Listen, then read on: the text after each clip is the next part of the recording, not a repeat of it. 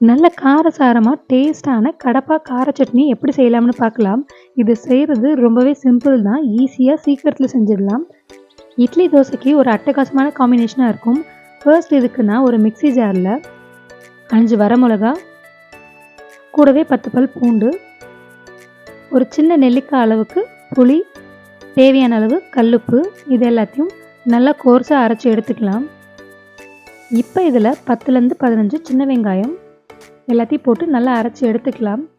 இப்போ ஒரு பேன்ல கொஞ்சமா நல்லெண்ணெய் ஆட் பண்ணிட்டு, கடுகு, கூடவே கருவேப்பிலை போட்டு எல்லாம் பொரிஞ்சதும், இதில நம்ம அரைச்சு வச்சிருந்தோம் இல்லையா, அந்த பேஸ்ட்டை இது கூட ஆட் பண்ணி நல்லா வதக்கிக்கலாம்.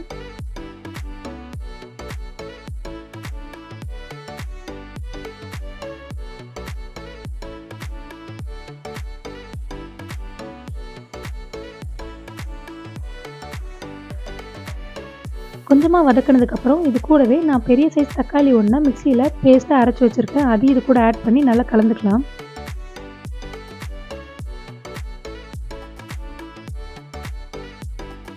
இது நல்லா வதங்குனதுக்கப்புறமா கொஞ்சமா தண்ணி ஆட் பண்ணிக்கோங்க.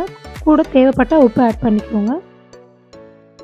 இப்போ இத நல்லா கொதிக்க விடுங்க. க்ளோஸ் பண்ணி நல்லா மீடியம் ஃப்ளேம்ல வச்சு ஒரு 2 மினிட்ஸ் கழிச்சு எடுத்தீங்கன்னா, சூப்பரான கடப்பா கார சட்னி ரெடி ஆயிடும்.